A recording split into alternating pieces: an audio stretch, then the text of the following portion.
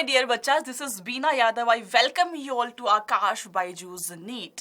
तो आज का session is on 10 hacks to ace your board exam in 3 months. आपके बोर्ड एग्जाम्स की डेट शीट आ चुकी है. अब लास्ट वाला टाइम आपका बचा हुआ है 3 months का. तो क्या क्या आप तरीके अपना सकते हैं जिससे कि आप बहुत बेहतर स्कोर कर पाए अपने बोर्ड एग्जाम में, इसके बारे में हम बात करें. जनरली हम बच्चे क्या करते हैं कि बोर्ड एग्जाम की तैयारी हम लास्ट मोमेंट के लिए छोड़ देते हैं. एग्जाम आने वाला होगा, उसके बीच में जो छुट्टियां होंगी ना, उसमें हम क्यों ना रिवाइज कर ले ताकि हम अच्छे मार्क्स लेकर के आ जाएं. तो मेरे प्यारे बच्चों, अगर आप एस्पायरिंग नीट स्टूडेंट भी हैं तो आप ये ध्यान रखिए कि अब नीट में का एग्जाम क्लियर करने से ही काम नहीं चलेगा. एमबीबीएस स्टूडेंट बनने के लिए आपको 12th में भी एक अच्छा स्कोर लेकर के आना पड़ेगा. ऑलराइट, तो स्टार्ट करते हैं अपने आज का बेहतरीन सा session. The first thing first, पहली चीज तो ये मेरे बच्चों, you have to understand and then you have to memorise. आप कोई भी कॉन्सेप्ट को पढ़ते हैं उसको समझने के लिए पढ़ा कीजिए. ऐसा मत सोचिए कि मैं फटाफट से इसकी क्रैमिंग कर लेता हूँ, मैं इसको मेमोराइज कर लेता हूँ एंड मैं सेम चीज को रेप्लिकेट कर पाऊंगा एग्जाम में. जी नहीं, आप ऐसा नहीं कर पाएंगे. तो आपको समझना है पहले, उसके बाद मेमोराइज करना है. बिकॉज आप एक चीज मान करके चलिए, नीट का सीबीएसई बोर्ड का सेम सिलेबस है. सीबीएसई में आपके सब्जेक्टिव क्वेश्चंस हो जाते हैं, नीट में आपके ऑब्जेक्टिव क्वेश्चंस हो जाते हैं. बस इतना ही तो डिफरेंस होता है. तो जो कॉन्सेप्ट्स आप अभी पढ़ाई कर रहे हैं वो आपको नीट एग्जाम में भी काम में आएंगे एंड अपने बोर्ड्स में भी काम आएंगे. एंड कुछ चैप्टर्स तो ऐसे हैं जो आपको हमेशा के लिए काम में आएंगे. आप जब डॉक्टर बन जाएंगे तो ह्यूमन फिजियोलॉजी आपको वहाँ पे पढ़नी होगी, आपको साइटोलॉजी वहाँ पे पढ़नी होगी. तो ये जो बेस तैयार हो रहा है ना, वो आपको हमेशा के लिए बेनिफिट देगा. तो कभी भी पढ़ाई कहते हैं ना, वेस्ट नहीं होती है, बेकार नहीं जाती है. तो जो भी आप पढ़ाई कर रहे हैं उसको समझने के लिए पढ़ाई करें. आपका एम सिर्फ ये नहीं होना चाहिए कि मुझे इस एग्जाम को क्रैक करना है. आपका एम ये होना चाहिए कि मुझे इस पर्टिकुलर टॉपिक को अच्छे से समझ लेना है ताकि मैं कभी भी लाइफ में इसको ना भूल पाऊं, जो आपको आगे आगे तक हमेशा याद रहेगा, हमेशा आपके काम में भी आएगा. Second thing is never delay your study schedule. भाई, स्केड्यूल बनाने की इंपॉर्टेंस तो हर किसी को पता है. बिना स्केड्यूल के आप अच्छे से परफॉर्म भी नहीं कर पाते हैं. तो we have to make sure first thing that we are making our own schedule. दूसरी चीज, जो आप स्केड्यूल बना रही हैं that should be the realistic one, है ना. वो लॉजिकल होना चाहिए. ऐसे ही हवा में कुछ भी नहीं बना देना है. बायो के एग्जाम से पहले मुझे 4 दिन मिल जाएंगे, उस 4 दिन में मैं सारी की सारी बायो को कवर करके खत्म कर दूंगा. ऐसा पॉसिबल नहीं होता, फिजिबल नहीं होता. अनरियलिस्टिक टाइम टेबल नहीं बनाना है, रियलिस्टिक स्केड्यूल आपने बनाना है. कोशिश करें कम टाइम का बनाए, पूरे 1 महीने का ना बना करके 1 वीक का ही आप बनाए. तो 1 हफ्ते में आप क्या क्या टॉपिक्स कवर करने वाले हैं इस वीक में, वो आप उस पे मेंशन करें. इसके साथ साथ में आपके पास एक प्लानर भी होना चाहिए. ठीक है जी. उस प्लानर पे आप डेली के टास्क मेंशन करें, डेली के. You should always take baby steps. छोटे स्टेप्स लेते हुए चलो एंड जो आपने एक्चुअल में एज्यूम किया है for a longer period of time you will be able to achieve that. बस आपको शुरुआत थोड़ी छोटी करनी है. छोटे छोटे स्टेप्स में फाइनली आप अपने गोल तक कब पहुंच जाएंगे आपको पता भी नहीं चलेगा. तो आपको डेली प्लानर बनाना है, डेली के टास्क उसमें मेंशन करने हैं कि भाई मुझे आज ये पर्टिकुलर चैप्टर पे फतेह हासिल करनी है. ये पूरा चैप्टर मैं अपनी एनसीईआरटी से पढ़ूंगा. इस चैप्टर से 1 मार्क में क्या क्वेश्चन बन सकता है, 3 मार्क्स में क्या बन सकता है, 5 मार्क्स में क्या बन सकता है, ये मैं फाइंड आउट करूंगा. और ये मैं फाइंड आउट करने के बाद ये चैप्टर मेरा हो जाएगा जी फिनिश. तो आप जो स्केड्यूल बना रहे हैं, it has to be logical, it has to be realistic. And एक प्लानर आपका डेली का जरूर आपके पास होना चाहिए जिसमें कि आप अपने डेली टास्क को मेंशन कर रहे हैं कि आज मुझे फिजिक्स में ये लगाना है, केमिस्ट्री में ये पढ़ाई करनी है एंड बायोलॉजी में मुझे ये सारे चैप्टर्स पे फतेह हासिल करनी है. ऑलराइट, तो planner has to be there for sure. Alright, but जो प्लानर बना लिया उस पे स्टिक करना है. उसको डिले नहीं करना है। ये नहीं सोचना है कि आपने प्लानर भी बना लिया, स्केड्यूल भी बना लिया, अब तो इसको भी आप डिले कर रहे हैं, उससे कोई फायदा नहीं होगा, उससे कोई बेनिफिट नहीं होगा, इससे तो आप अपना टाइम ही वेस्ट कर रहे हैं स्केड्यूल बना करके भी। तो you have to stick to your timetable, उसमें डिले बिल्कुल भी नहीं करना है। Next is the avoid last minute cramming. कुछ बच्चे क्या करते हैं, फिजिक्स के एग्जाम में फॉर एग्जाम्पल आपके 2 कॉन्जिक्यूटिव एग्जाम्स के बीच में 5 डेज का गैप है, तो आप वो 5 डेज पे छोड़ देते हैं कि मैं लास्ट मिनट में ना वो 5 डेज में क्रैमिंग कर लूंगा फिजिक्स की एंड मैं अच्छे मार्क्स लेकर के आ जाऊंगा। रेजोनेट कर पा रहे हो आप इस चीज से? ये चीज करते हैं, बहुत सारे बच्चे करते हैं। तो आपने बिल्कुल भी अपना सिलेबस उस लास्ट मोमेंट के लिए नहीं छोड़ना है। You have to make sure at least 3 बारी आप सारे सिलेबस से गो थ्रू हो चुके हैं, उसके बाद आप अपने एग्जाम का जो गैप है उसको यूज कर रहे हो। तो एग्जाम के गैप को आपने लास्ट मिनट रिवीजन के लिए छोड़ना है, लास्ट मिनट क्रैमिंग के लिए नहीं छोड़ना है। लास्ट मिनट में ना तो क्रैम कर पाओगे एंड कॉन्फिडेंस है वो एकदम डाउन चला जाएगा, एग्जाम में जाने से पहले सब कुछ भूल जाओगे। एग्जाम सेंटर में घुसने से पहले आपको फील होगा कि यार मुझे तो कुछ आता ही नहीं है, मैं ये भी भूल गया हूँ, मैं वो भी भूल गया हूँ, तो ये वाली फीलिंग आपको आती रहेगी लास्ट मोमेंट पे। तो लास्ट मिनट क्रैमिंग को आपको बिल्कुल अवॉइड करके चलना है। Next is never hesitate for asking help. कई बार क्या होता है लाइफ में भी आपने ये चीज महसूस करी होगी कि आप अपनी प्रॉब्लम से ना जूझते रहते हैं, खुद ही जूझते रहते हैं, ओवर थिंकिंग करते रहते हैं, उस पर कुछ ना कुछ बिल्डअप करते रहते हैं एंड हम ना किसी से हेल्प मांगते नहीं है एंड फाइनली प्रॉब्लम्स में फंस के रह जाते हैं। तो बच्चे जहां पे भी आपको लगे कि आप बहुत फंसते जा रहे हो, यू शुड नेवर हेजिटेट, आपको हेल्प लेनी चाहिए। अब बोर्ड एग्जाम में आप कहाँ फंस सकते हो, कोई सवाल है, कोई कॉन्सेप्ट है जो आपसे नहीं बन रहा है, कोई कॉन्सेप्ट है जो आप 10 बारी पढ़ चुके हो, आप डिफरेंट किताबों से उसको समझ चुके हो बट स्टिल नहीं समझ में आ रहा, तो कोई प्रॉब्लम नहीं है, you can always ask help. आपके स्कूल के टीचर से, आपके ऑनलाइन टीचर से, आप हमसे भी जुड़ सकते हैं, हमारे टेलीग्राम चैनल्स दिए हुए हैं। आकाश बायजूस नीट इतनी बेहतरीन सीरीज को रन करता रहता है, आपको डिफरेंट कॉन्सेप्ट्स पढ़ाता रहता है, तो आप वहां से हेल्प ले सकते हैं। आपको ओवर थिंकिंग में फंस के नहीं रह जाना है कि मैं अपनी प्रॉब्लम खुद सॉल्व करूंगा। ये वाला जो ओवर कॉन्फिडेंस है उसको साइड में रखो, कॉन्फिडेंट रहो डेफिनेटली, लेकिन ये ईगो पे मत लेकर के चाहिए इस चीज को। And you should never hesitate, कभी भी हेजिटेट मत करो, हेल्प ले लो टीचर से, अपने दोस्तों से, अपने स्कूल टीचर से, सबसे आप हेल्प मांग सकते हो, ठीक है। The next thing is be confident, not over confident. एक थिन लेयर का डिफरेंस होता है दोनों चीजों में, बहुत ही थिन लेयर का। कॉन्फिडेंस होना अनिवार्य है, ओवर कॉन्फिडेंस में अगर चले गए तो आपके मार्क्स और भी कम हो जाएंगे, मारे जाओगे आप, ये मान करके चलो।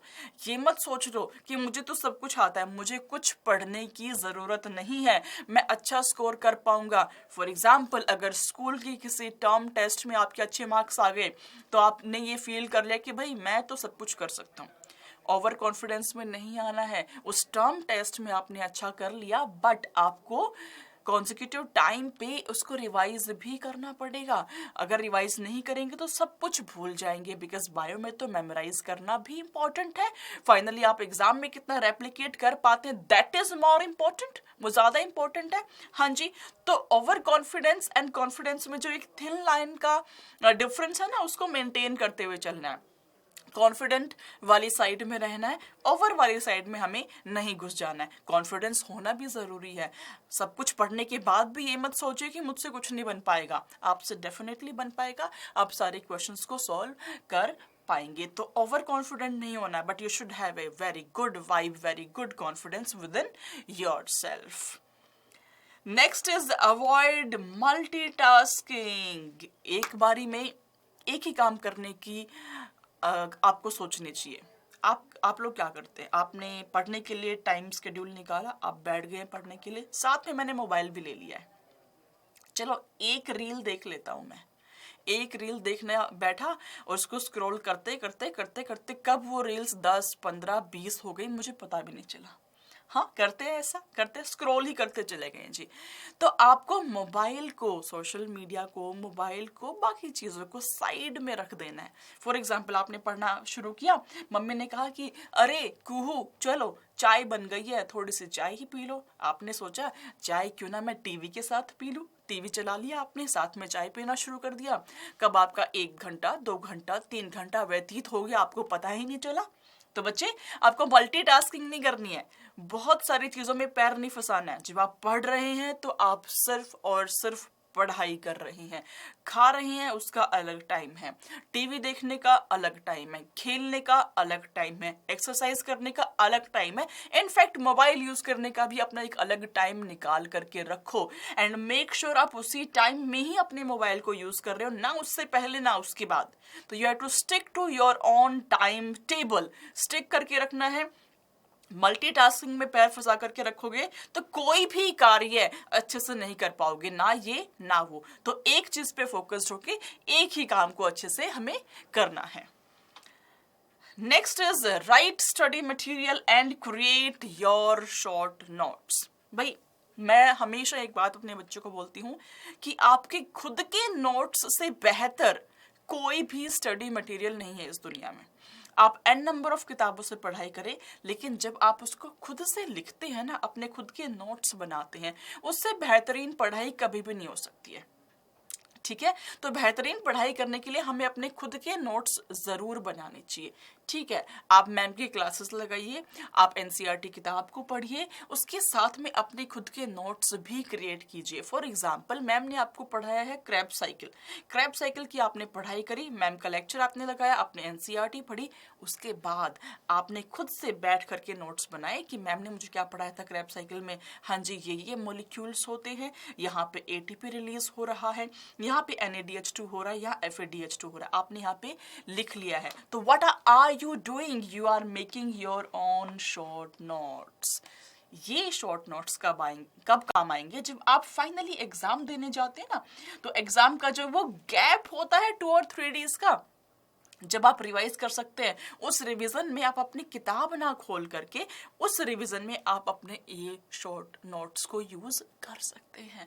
ये नोट्स आप निकालिए, फटाफट से रिवाइज कीजिए and you are good to go for your exam. आपको सब कुछ याद आ जाएगा क्योंकि वो आपने खुद ने लिखे हैं, आपने खुद ने बनाए हैं। ऑलराइट, चलते हैं आगे। रिवीजन हम लोग क्या करते हैं, हम पढ़ तो लेते हैं, उसको रिवाइज करना भूल जाते हैं। सपोजिंगली आपने कोई चीज की आज पढ़ाई करी, आपने आज बैठ करके रेस्पिरेशन एंड प्लांट पूरा चैप्टर पढ़ लिया, अब आपने रिवाइज नहीं किया, अब आपने छोड़ दिया। फाइनली एग्जाम डे पे आपने वापस से चैप्टर को उठाया, आपको याद आया, अरे मुझे तो कुछ भी याद नहीं है, ग्लाइकोलिसिस में कौन सा मॉलिक्यूल बन रहा है, क्या नेट गेन ऑफ एटीपी है, ये पायरुविक एसिड कहाँ से आ गया, मुझे कुछ याद नहीं आ रहा। क्यों नहीं याद आ रहा? Because of lack of revision. ऐसा क्यों होता है?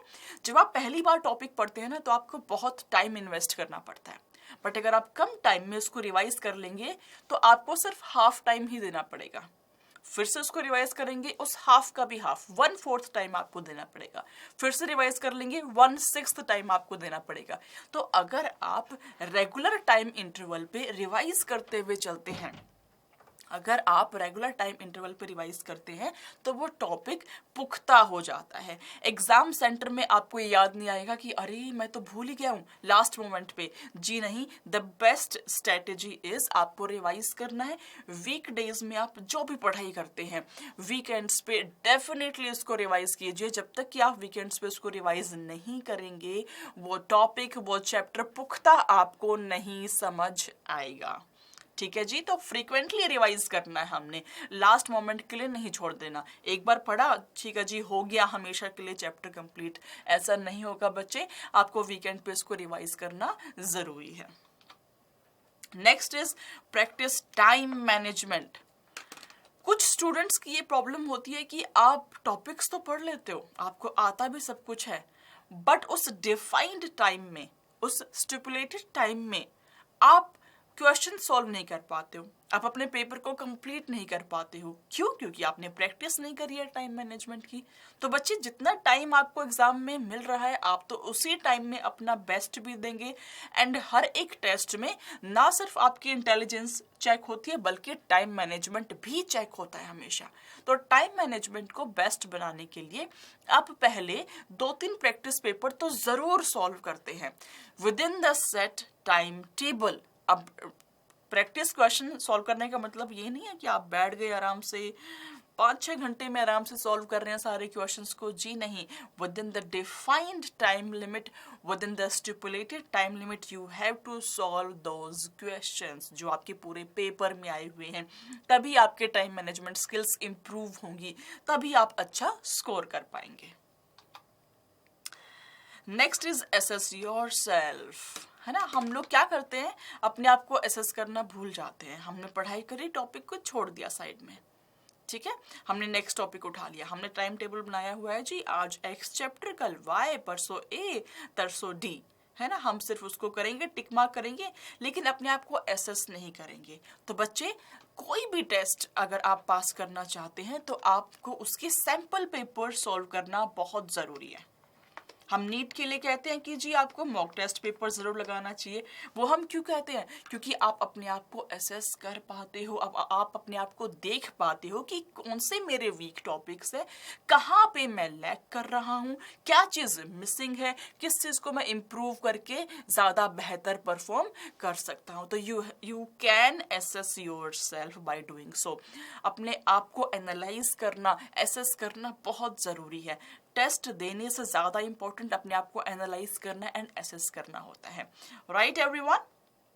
तो बच्चे, इसी के साथ में हमारे ये 10 सुपर अमेजिंग हैक्स कंप्लीट होते हैं।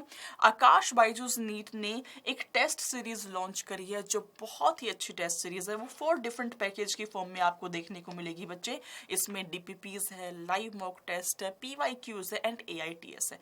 It is very very good test series, बड़े ही अच्छे क्वेश्चन इसमें दिए हुए हैं। अगर आप YT से, YouTube से इस टेस्ट सीरीज को परचेज करते हैं तो आपको एडिशनल बेनिफिट मिलता है। अगर आप इस कोड को यूज करते हैं तो 10% डिस्काउंट आपको एडिशनल मिल जाता है। बच्चे, आपको स्मार्ट प्लेलिस्ट दी हुई है आकाश बायजूस नीट के प्लेटफॉर्म पे, that you can see and you have to subscribe our channel, because हमारे चैनल पे बहुत सुपर अमेजिंग सीरीज चल रही है। We have master stroke, we have NCERT spotlight, we have bio की रणनीति, trump card, concept booster and CBSE 12th का end game. बहुत अच्छी सीरीज आप बच्चों के लिए लाई हुई है। अगर आप मुझसे जुड़ना चाहते हैं, कुछ आपके क्वेश्चंस है जो आप मुझसे पूछना चाहते हैं, या आप चाहते हैं कि आपको नोटिफिकेशंस मिलते रहें कौन सी क्लासेस हो रही हैं, तो you can join Telegram channel. This is my personal Telegram channel, जिसको आप ज्वाइन कीजिए एंड सारे नोटिफिकेशंस आपके पास आते रहेंगे, सारे PDF आपके पास आते रहेंगे। मिलेंगे हम नेक्स्ट क्लास में, तब तक के लिए सारे बच्चे मस्त रहो, स्वस्थ रहो, व्यस्त रहो, त्रस्त मत रहो। Bye everyone, God bless you all.